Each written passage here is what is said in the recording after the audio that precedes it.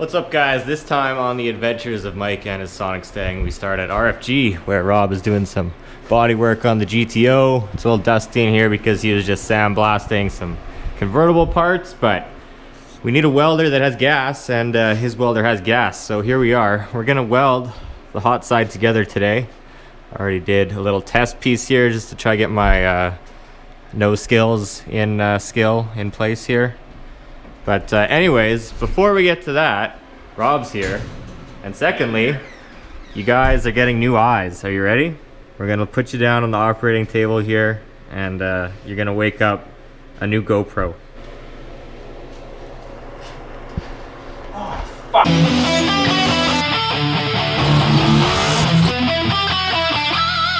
Here we are, guys, back on the GoPro 4. Look at all that. We'll get to that in a minute. First of all, we got the hot side here. The GoPro 7 footage, I'm pretty sure the camera is just defective. It didn't turn out too well. I'm probably going to include some of that, which you would have just saw. But anyways, here is where we are. I mean, it's finished. But look at these flanges here. Me and Clayton did a weld off. And all of a sudden, I learned how to weld, apparently. It's also really easy to weld because the pipe fits into the flange. Clayton definitely out-dime stacked me there. You can see. That's pretty baller. But you can see all these extra welds here now. That is where I leak tested it and found some little pinholes with some soapy water. I just basically put a rag in there, and then a rag in there, and then put the air thing in there and blew it. I blew it really good. Pajama pants in the house, and found the leaks and marked it with a marker, and then went around and welded. So it's basically now good. So I'm gonna throw that on now. I'm gonna put the wastegates on because we haven't actually test fit that yet. I had it here on the weekend, which I didn't video, but we're gonna do that now. It would definitely be nice to replace these studs with some nuts and bolts, but we managed to get it on again, even with the new wastegate things on there. It wasn't going on at first, but then I tried again and it just went on like butter. So it's kind of one of those things where you just gotta get the right angle of the dangle. Hopefully we won't have to be taking it on and off too much, but before we tighten this up and I put this to the back, I just wanted to show you guys this, which happened off camera. Normally that's something that I would say I did for you guys to make it more interesting on camera, but we weren't even filming. And this O2 sensor bung back here that I was so nicely welding on, I welded it on with this here. And since Rob only had the one bung, and you know, rather than cutting that off, I just cut a chunk out of here, and now it can slide past the O2 sensor there, and we can position that.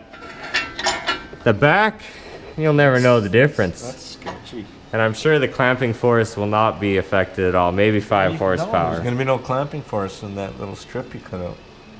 Yeah, but this is pretty Just thick. blow the boost out of there. Stock donut, we're fucking good to go. Got the hot side fully bolted down now. Fits.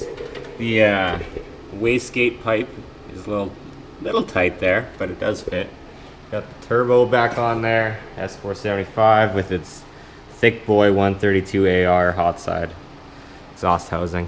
Basically we're gonna use this, and then I'm gonna put another silicone here to here. I just don't have enough tape here yet to do that, but that'll be coming in the next vlog, like squad. No, this is on there as a joke. I have another piece of this aluminum tubing that we're gonna weld to this piece and then V-band to here. So it'll be V-band, one solid piece into that black elbow there, and from that black elbow we go inside. If you look under there, you can see an air-to-water intercooler. There's that black coupler that we saw from the firewall. So that goes down into there. That's just roughly in place. It'll be a little bit higher, a little bit closer to the firewall when it's done. So all that boosted air will go in through that right side there from the firewall.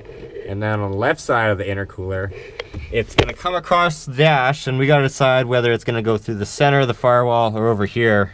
There's a couple different ways we could do this. So right now, I'm thinking we're basically gonna cut a hole in the top of the Shithorse's LS6 intake, put this throttle body here, and then either have a tube going up And we're gonna have to cut the end of that off too, and obviously just kind of seal that up. We won't need that intake tube anymore. Or we'll have it go through there and come in here. But really, I'm like, what are you fucking talking about? but really, yeah, like, I know some people have done the whole reverse intake thing. Something about having the throttle body inside the firewall and a hole there. That isn't ideal. I really want the cast iron intake. Cast aluminum for the 100th time. And I think I'm gonna go that way. So we have the throttle body here just to kind of simulate where that would be. Obviously there would be an intake elbow, 4150 flange. I think I'll get a 4-bolt one. So I'll use the newer LS pattern. I'll get the Billet? yes, the Billet G Plus China Special. And as of right now, that's the plan. I've been contemplating a couple different things. I kind of thought I had this all figured out. Stock ECM, do it cheap, stock intake, and that's a shithorse intake. But we also got this Dorman bad boy over here that we got from the junkyard. This one is even worse fitting to do it that way. But the original plan was to have the intake facing forward and then the pipe come through the firewall there, which is kind of a tight area. I mean, that's not there, but basically where that patch would be, it would kind of be coming through there. But that's kind of getting into the pedal area there, driver compartment area. But the pipe would come there. I've explained this in other videos, and then it would go in there. I have this U-bend that's like the same material as this. But actually holding it up to the car and seeing it there, it really didn't look like I thought it would. And it's such a waste. Like, you guys saw underneath the dash, the intercooler, it's right here, and then the other one is right there. If you could just go a little bit, come through there and into there, that's way better than going all the way around here. Way more efficient and better. I like the look of the Holley EFI intake. The, what is it again? 137 something or other, 300 137 is the part number. It's the cast aluminum intake with the injector bosses already in it. That sells for $307 American. The Edelbrock sells, it was on sale I think a little bit and then I missed it. It sells for around 400 bucks. The Holley one is made in China. It's stamped on there. I've seen a picture of the injector holes, bosses, whatever you want to call them. And they were like off. They weren't on center. They're all messed up. I don't really want that kind of shit.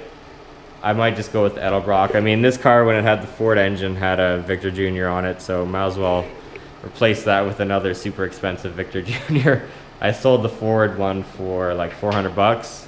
The new one's about that much, so, you know, works out. I was also thinking about getting a fancier ECM. The MS3 Pro Ultimate, like Rob has in the Nova, after reading up on that, I was like really excited about it.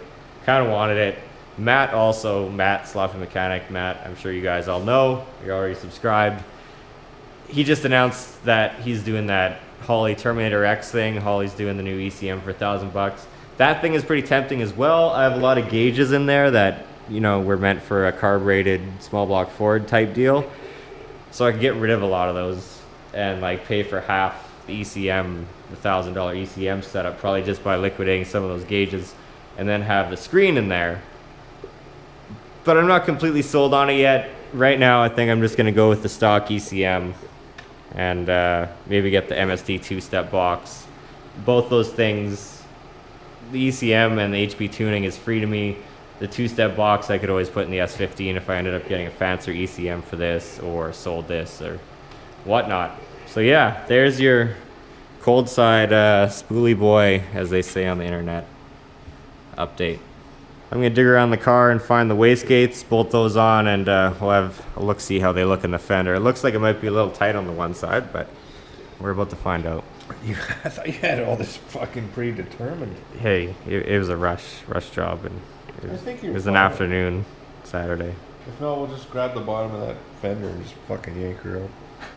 One of the many fun parts about putting a home fabbed together kit like this is finding out all the areas that are hard to access and all the maintenance issues you're going to have in the future because of the way you set it up. But actually, it's pretty good so far.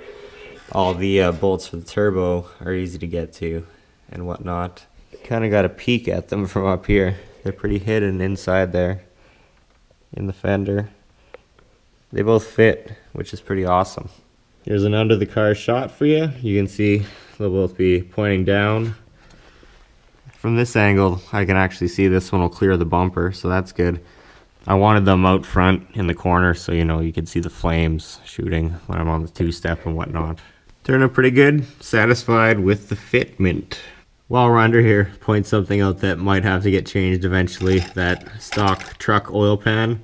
It's off a newer Junkyard LS, so it's a little bit shorter than the other style, but it's still pretty low. I mean, we're on dollies right now, but it's down there pretty low. Check out my fancy TIG welded bung that I nearly melted in half while trying to weld it to the oil pan. So here's the intake I want to get. Edelbrock Victor Jr. You can see it's got the injector holes already in there. I mean, I could get a carb one and do that. I mean, Clayton could probably help me out and do that. But I don't know, it's not much more for this one. It is a bit of money, but it's going to look so much better, I think, than a plastic intake backwards, which is kind of cool in its own way, but I don't know. I think the cast aluminum with this cast aluminum, it's going to look pretty good. If you haven't liked the video yet, definitely drop a like. Subscribe if you're new, and comment about all types of things, because we read them all, one of us, at least anyways. Usually all of us read them all, and we'll reply to some of them. So yeah, if it's a Wednesday when this video gets posted, we're going live around 8 p.m. Central Time. Pretty sick, pretty sick.